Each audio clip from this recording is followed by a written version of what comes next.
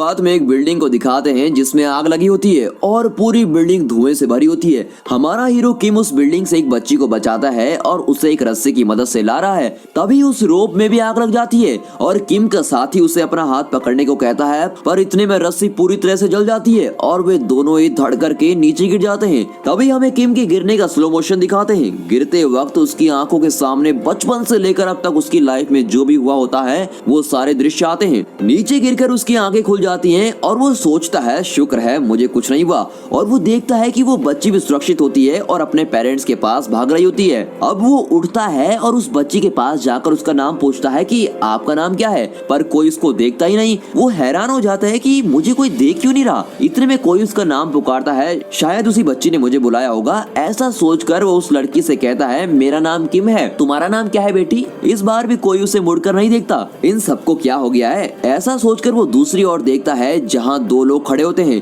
उनमें से एक है हाय जो ऊंचे कद का आदमी है और उसने कोट पहना होता है। दूसरी ओर एक लड़की है जो दिखने में बहुत ही क्यूट है और जिसका नाम है ली। और यहाँ ली ने ही किम को पुकारा होता है। उसे देखकर किम कहता है कि वहाँ क्यों खड़े हो तुम लोग, दिखता नहीं हर जगह आग लगी है, तुम्हारे सर पर कुछ गिर गया तो। एक तरफ किम ये सब कह रहा होता है और दूसरी ओर दिखाते हैं कि किम के सारे साथी वहाँ दुर्घटना में मरे हुए अपने साथी को घेर कर मातम मना रहे हैं और वो मरा हुआ आदमी और कोई नहीं वो किम ही होता है। ये देखकर किम चौंक जाता है, पर हे और ली ऐसे खड़े होते हैं जैसे उन्हें इन सबसे कोई फर्क ही नहीं पड़ता। तभी ली कहती है कि हम कुल मिलाकर 3 लोग हैं। मरने के बाद जब तुम परलोक पहुंचोगे तब वहाँ 49 दिन तुम पर 7 केसेस चलेंगे और उन 7 केसेस में हम तीनों तुमको बचाएंगे और तुम्हें पुनर्जीवन दिलाएंगे। ये सब हम इसलिए कर रहे हैं क्योंकि तुम एक पैरागन हो जो दूसरों की जान बचाने के लिए अपनी जान से खेलता है। ऐसी घटना 420 साल बाद अभी घटी है, तो हम हैं तुम्हारे गार्डियंस। इतने में है कहता है मैं असिस्टेंट सिक्योरिटी स्पेशलिस्ट हूँ। अपना इंट्रोडक्शन के बाद वो किम से कहता है तुम कंफ्यूज हो गए ना कि तीसरा आदमी कौन है। वो तीसरा आदमी है कैप्टन गैंगरिम।